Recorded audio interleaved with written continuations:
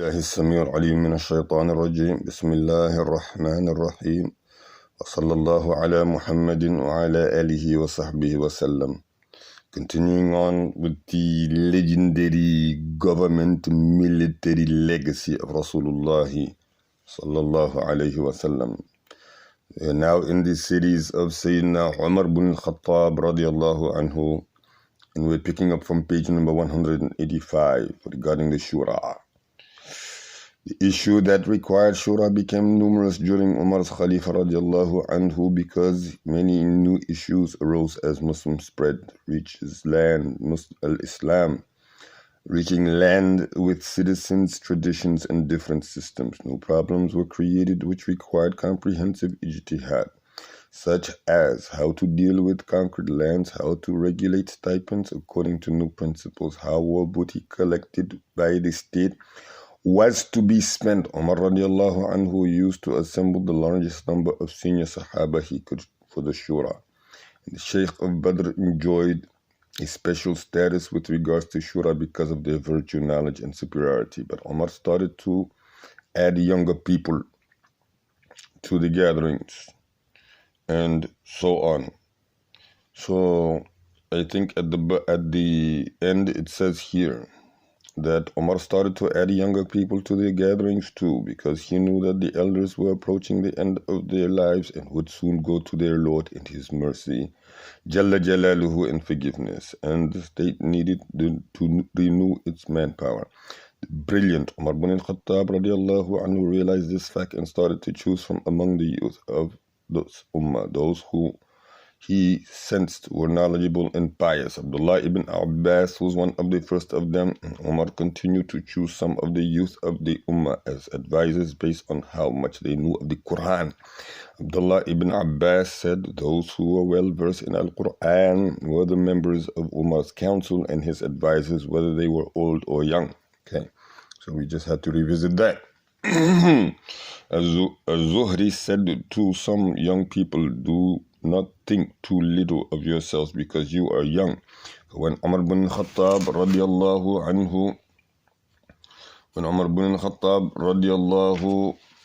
anhu was faced with a difficult problem, he would call to the young people and seek their advice, relying on the sharpness of their minds. Muhammad ibn Sirin said Umar used to consult people about matters, and he would even consult the women, and if he saw something in women's opinion that he thought was good, he would follow it. It is narrated that on one occasion he consulted the mother of the believers, Hafsa radiallahu ta'ala anha. Umar also had an inner circle from among the Sahabas and people of wisdom and understanding, including Al-Abbas ibn Abdul Muttalib and his son Abdullah, who was with him almost constantly, whether he was traveling or not, and Uthman ibn Affan, Abdurrahman ibn Auf, Ali ibn Abi Talib, Mu'adh ibn Jabal, Ubay ibn Ka'b, Zayd ibn Thabit, and others of their caliber, whom he used to consult and seek their advice. These advisors used to express their views with full freedom and frankness.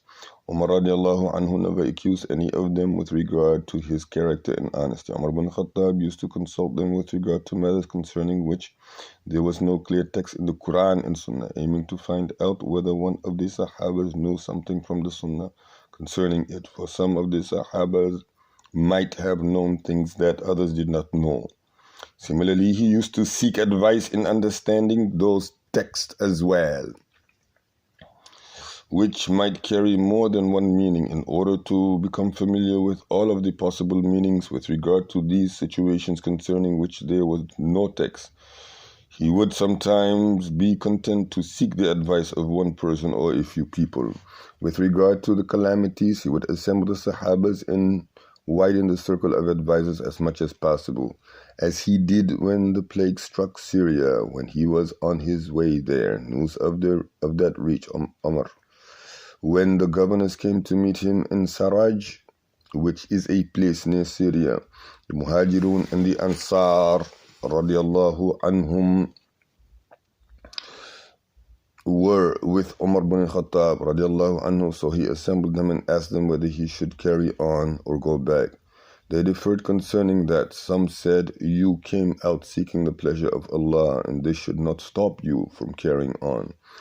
Others said, "It is a trial and death, and we do not think that you should go and meet it." Then he summoned the Muhajirin of Quraysh, and they did not differ concerning the matter. Rather, they advised him to go back. So Umar ibn Khattab called out to the people, "In the morning we will head back."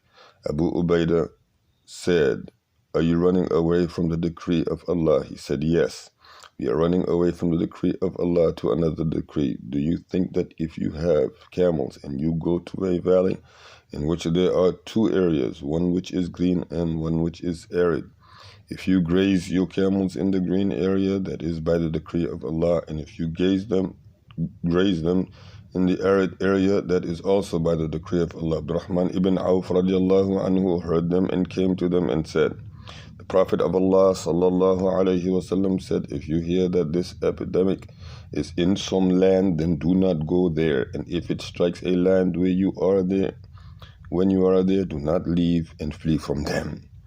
The areas of Shura at the time of Umar ibn Khattab were many and varied, such as administrative and political fields, such as selection of agents and governors, military matters, purely Sharia issues, such as determining Sharia rulings on whether rulings were halal or haram, and matters pertaining to courts and passing of their verdicts.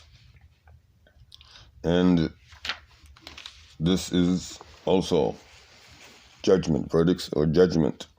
We will discuss the various fields in which the Shura was applied, and Umar ibn Khattab's effort to find the strongest evidence in the appropriate places in the Book of Allah. What we will like to emphasize is that the Khalifate of the rightfully guided Khalifas was based on the principle of Shura, which is derived from the Quran and Sunnah. The reign of Umar ibn Khattab was not an isolated case which was something invented solely by him. Rather, it was one of the principles of the divine system of Al-Islam, justice and equality.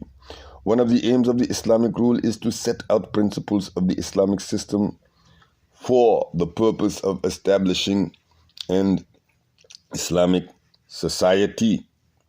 Among the most important of these principles are justice and equality. In the speeches which Umar radiallahu anhu gave to the Ummah, he affirmed those principles, and his justice and sense of equality were manifested in the speech which he delivered to the Ummah on the day when he became Khalifa. Undoubtedly, justice in Umar's mind radiallahu anhu meant the justice of Al-Islam, which is the main pillar of Al-Islam, society and Islamic rule.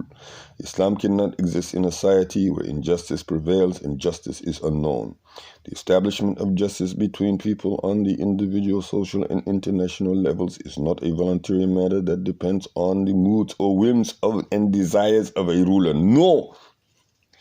Rather, the establishment of justice between people is regarded as one of the most sacred and important duties in Al-Islam. The Ummah is unanimously agreed that justice is obligatory. Al-Fakhr al-Razi said, the scholars are unanimously agreed that whoever is a ruler or judge must rule or judge with justice. The ruling is supported by the text of Al-Quran and As-Sunnah. One of the goals of the Islamic State is to establish an Islamic State in which justice and equality prevail, and injustice is eliminated and opposed in all its forms. The state should provide opportunities for each person who is seeking his right to attain them in the quickest and easiest manner possible, without that costing them any effort or money. The state should prevent all means that put obstacles in the way of the one who is seeking justice. This is what Umar ibn Khattab radiallahu anhu did in his state. He opened the doors to enable all people to get what is theirs due, and he himself checked on people's situations, protecting them from oppression and establishing justice between the governors and the people, not caring whether the one against whom judgment was passed was a relative or an enemy, rich or poor. Allah Jalla Jalaluhu says, "O you who believe, stand out firmly for Allah and as just witnesses, and let not the enmity and hatred of others make you avoid justice. Be just. That is nearer to piety, and fear Allah. Verily, Allah is well acquainted with you and what you do. Umar ibn Khattab's example of justice captured hearts and minds.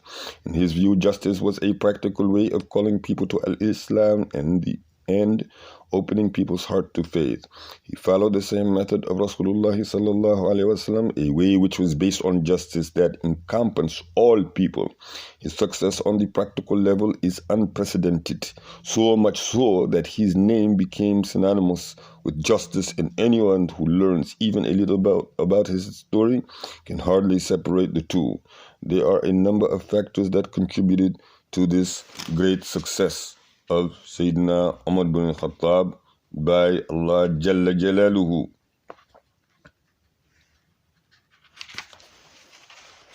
Number one, the Khalifa of Umar bin Khattab lasted longer than that of Abu Bakr.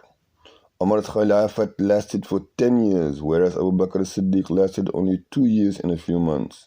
Number two, he adhered firmly to the truth to such an extent that he was stricter with himself and his own family than with people, as we shall see. Number three, the concept of meeting Allah was deeply rooted in his mind, to such an extent that in all he did, he sought the pleasure of Allah Jalla Jalaluhu before the pleasure of people. And he feared Allah Jalla Jalaluhu, but he did not fear anyone among the people. Number four, the authority of Sharia held sway in the hearts of the Sahaba and Tabi'in, so that Umar bin Khattab's actions met with strong support and a great deal of cooperation. Number four, there are some examples of his attitude in establishing justice and fairness among the people. He ruled in favor of a Jewish man against a Muslim. The fact that the Jew was a kafir did not cause him to be unjust towards him or to be biased against him. Imam Malik narrated from Sa'id ibn al-Musayyib that a Jew and a Muslim referred the dispute to Umar bin Khattab radiallahu anhu. Umar saw the Jew was in the right and he ruled in his favor. The Jew said to him, "By Allah, you have ruled all right." Umar used to command his agents to come and meet him on certain occasions, and when they had gathered, he would say, "O people, I do not send my agents to you to beat you or to take your money. Rather, I send them to protect you against any injustice and to divide the war booty amongst you. If anyone has anything else done to him, let him stand up." No one stood up except one man, who stood up and said, "O Commander of the Faithful, your agent gave me 100 lashes. He asked, What did you beat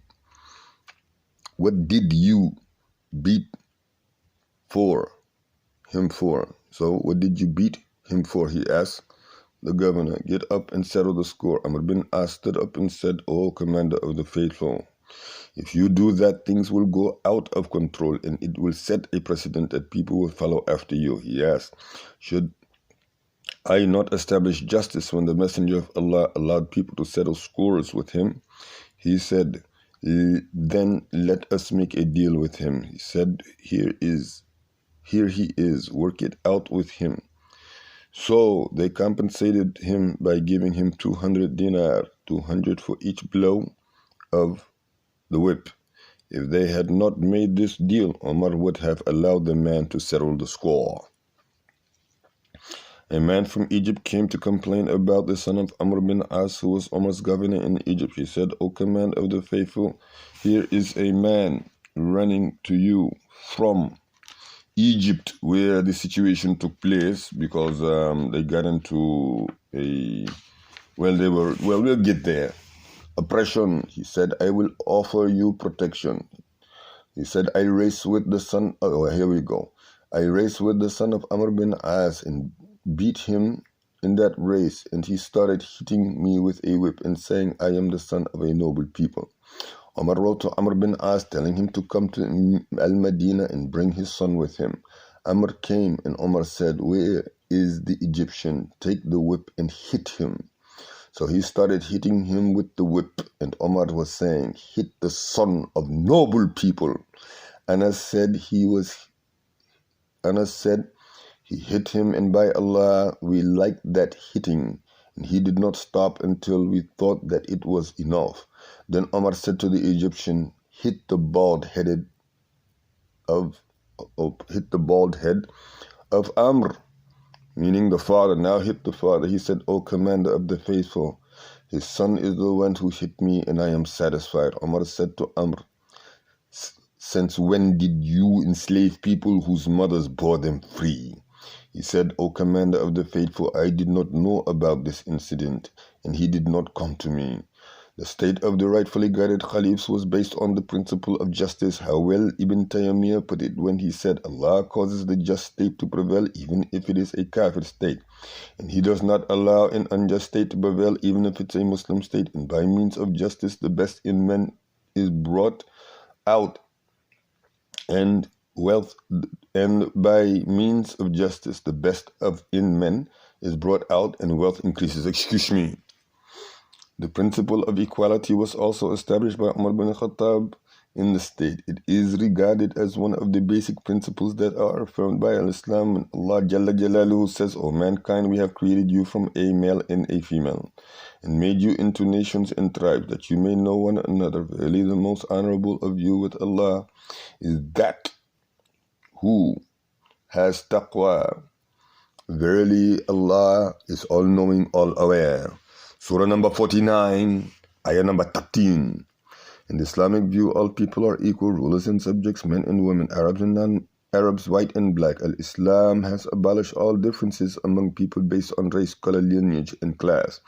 Rulers and subjects are all equal according to the Sharia. Umar's implementation of this principle offers the best testimony of that. There follow some stories which highlight the principle of equality in his state. During Umar's reign, a famine struck Medina and its environs. When the wind blew, sand would come down from the sky like ashes. Hence, that year became known as Ar-Ramada, the year Ar-Ramada, the year of ashes. Umar wrote that he would not eat ghee, yogurt, or milk until all the people could afford to have these things. Then some ghee and yogurt reached the marketplace, and a slave brought them for Umar for 40 dirhams. He came to Umar bin Khattab. He came to Umar and said, O commander of the faithful, Allah has fulfilled your oath and made your reward great. Some ghee and yogurt came to the marketplace, and I brought them for you for 40 dirham. Umar radiallahu anhu said, you pay too much for them. Give them in charity, for I do not like to eat in an extravagant manner. And Umar bin Khattab said, how can I be concerned for the people if I do not suffer what they suffer? Allahu Akbar. This was Umar's attitude during the year of the famine, which was known as the year of ashes. And his attitude did not change when things became expensive. When the price of ghee grew high, Umar ate olive oil and his stomach rumbled. He said, rumble as much as you like, for by Allah, you will not eat ghee until the people eat the ghee. In the view of the early Khalifas, the principle of equality was not limited only to dealing with people in the same way. Rather, it also extended to specific social matters such as relationship between servant and master. It was narrated that Ibn Abbas said Umar bin Khattab came for Hajj, and Safwan ibn Umayyah made food for him. They brought a vessel that was carried by 4 men. The food was placed before the people for them to eat, and the servants remained standing. Umar said, don't you want them to eat with you? Sufyan ibn Abdullah said, no, by Allah, O commander of the faithful, we want to keep this food for ourselves. Umar became very angry and said, who are these people who give them precedence over their servants? May Allah punish them. Then he said to the servants, sit down and eat. So the servants sat down and ate, and Umar did not eat. Similarly, Umar bin Khattab would not eat food that was not available to all Muslims, and he used to fast all the time. At the time of the famine, when evening came, he would eat bread that had been soaked in oil, until one day some people slaughtered a camel. They gave its meat to the people, and they took the best parts of it, the hump and the liver, and brought that to him. Sayyidina Umar said, "Where did you get this?" They said, "O Commander of the Faithful, it is from a camel that we slaughtered today." He said, "Oh no, oh no. What a bad ruler I am if I eat from the best of it and the people eat from the worst of it. Take this away and bring some other food." Some bread and olive oil were brought to him, and he started breaking the bread with his own hands and soaking it into the oil. Umar ibn al-Khattab radiallahu anhu did not apply this principle of equality in Medina only. Rather, he taught it to his agents and governors in other regions, even with regard to matters of food and drink. When Utbah ibn Farqad went to Azerbaijan, some khabiz was brought to him, and when he ate it, he found that it was sweet and good. He said, "By Allah, I will make something like that for the Commander of the Faithful." So he made 2 huge trays of it for him and sent them on a camel, accompanied by 2 men, to Umar ibn al-Khattab. When they came to Umar ibn al-Khattab, he opened them and asked, "What is this?" They said, "Qabis." He tasted it and found it was sweet. He said, "Can all of the Muslims afford to eat this in their homes?" He said, "No." He said, "Then take it back." Then he wrote to him saying, "It is not by the effort of your father or mother that you are living in this time. Make sure that the Muslims are eating the same kind of food as you have in your own home." Another way in which Umar ibn al-Khattab put the principles of equality into practice was when some wealth came to him and he started sharing it out among the people, and they crowded around him. Sa'd ibn Abi Waqqas came, pushing and shoving until he reached Umar ibn al-Khattab, who struck him with a stick and said, "You have come showing no respect to the authority of Allah on earth, and I would like to teach you that authority of Allah has no respect for you." If we remember that Sa'd was one of the 10 glad tidings of paradise, and that he was the conqueror of Iraq and the capital of Khosrows, and one of the 6 who were appointed by Sayyidina Umar ibn al-Khattab on Ashura, and that the Messenger of Allah died when he was pleased with him, and that he was known as the Knight of Al-Islam, we will realize how committed Umar ibn al-Khattab radiallahu anhu was to Islamic justice, the principle of justice and fairness and equality. Because despite all of these merits that Sa'd had, Umar ibn al-Khattab still showed him that day. Ibn al-Jawzi narrated that Amr ibn al-As carried out the punishment for wink drinking on Abdurrahman ibn Umar ibn al-Khattab when he was his governor in Egypt. Such punishments were usually carried out in public. Well, they were usually carried out in public square of the city, so as to teach a lesson to the masses. But Amr carried out the punishment on the son of the Khalifa in his house. When news of that reached Umar ibn al-Khattab, he wrote to Amr ibn As from the slave of Allah, "Umar ibn al-Khattab, the commander of the faithful, to the sinner Ibn al-As, I am amazed at you, O son of al-As, and your audacity towards me in doing something other than what I told you to do. I gave you precedence over the people of Badr, who are better than you, and I chose you so that you would do what I tell you to do. But you have betrayed me and sunk to this low level. I think that the only thing I can do is to dismiss you in the most humiliating manner. You beat Abdurrahman in your house, and you know that this is against my instructions. Abdurrahman is just one of your people. So do with him what you will do with any other Muslim, but probably you thought that he is the son of the Khalifa. When you know that I accept no compromise for any of the people when it comes to carrying out the had punishment prescribed by Allah. When this letter of mine reaches you, send him wearing a clock on a mount so that he will realize how bad his action was." He was brought to Al-Madinah, and the had punishment was carried out publicly. This was narrated by Ibn Sa'd and referred to by Ibn az-Zubayr, and it was narrated at Abdul Razzaq in a lengthy report with a Sahih Isnad from Ibn Umar. Here we can see equality before Sharia in the clearest way. The accused was the son of the Khalifa, but the governor did not exempt him from punishment. However, Umar noticed that his son enjoyed some special treatment during the punishment, which upset him greatly. So he punished his governor, the conqueror of Egypt, severely and carried out on his son the punishment that he deserved out of keenness to carry out the had punishment prescribed by Allah and to discipline his son and straighten him out. If this was the way in which he dealt with the closest of people to him, how do you think he dealt with others? And yes, his son had drunken alcohol. Another of historical example which authors quote as proof of Umar's uncompromising application of the principle of equality is the story of what Umar did with Jabala ibn al-Ayham. Jabala was the last of the leader of Ghassan who had been appointed by Heraclius.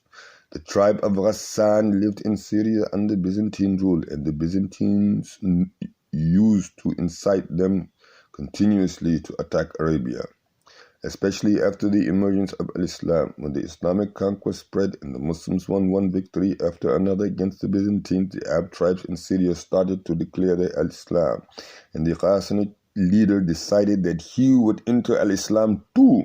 So he became Muslim and his people became Muslim with him. He wrote to Umar asking him for permission to come to Al-Madinah. Umar rejoiced at his becoming Muslim and his impending visit. So he came to Al-Madinah and stayed there for a while, and Umar welcomed him and took care of him. Then he decided to go for Hajj, and whilst he was circumambulating the Kaaba, a man from Banu Fazara stepped on his izar and it fell down. The Ghassanid leader, who was still new to Al-Islam, became angry and struck the man harshly, breaking his nose. The Fazara man hastened to the Khalifa to complain about the situation, and what happened next would be that Umar sent for Jabala and asked him about the incident, and he confirmed what the Fazara man had said. Umar bin Khattab said to him, "What made you wrong your brother and break his nose?" He replied, "You are being too kind to this Bedouin. Were it not for the sanctity of the house, I would have chopped off his head." Umar said, "You have admitted it. Either you will settle the matter with the man, or I will carry out the qasas against you." Jabala ibn al-Ayham was astonished by what was happening, and he said, "How can this be when he is a commoner and I am a king?" Umar said, "Islam has made you equal." Allahu Akbar. The Ghassanid leader said, "I had thought, O commander of the faithful, that I would be in a better position in Islam than I was in Jahiliyyah." Umar said, "Stop arguing. If you do not settle matters with this man, I will carry out qasas against you." Jabala said, "Then I will become a Christian." Umar said, "If you become a Christian, I will strike your neck, cut off your head, because you have become Muslim. And if you apostatize, I will execute you." At that point, Jabala realized that there was no point in arguing, and that arguing with Sayyidina Umar was to no avail. So he asked him to give him some time to think about the matter, and Umar gave him permission to leave. Jabala thought about it and reached a decision which was not a good one. He preferred to leave Al-Madinah with his people under cover of darkness and flee to Constantinople, and he arrived there as a Christian. He later regretted his decision deeply and mentioned that in a verse of poetry which are still extant. In this story, we see that Umar bin Khattab's keenness for the principle of equality before Sharia. Islam made the king and the commoner equal, and this equality had to become something that was implemented in real life and not just words written on a page or an empty slogan recited on people's lips. Inshallah, we will stop here on page number 199. This is the era of Sayyidina Umar bin Khattab. Some various narrations pertaining to his equality and justice. We are there. We will be in this particular volume. We have a good a good 300 and some, good 300 pages, and then we have to go to the next book. سبحانك اللهم وبحمدك وتبارك اسم ربك وتعالى جدك ولا إله غيرك ولا حول ولا قوة إلا بالله العلي العظيم. سبحان ربك رب العزة عما يصفون، سلام على المرسلين والحمد لله رب العالمين.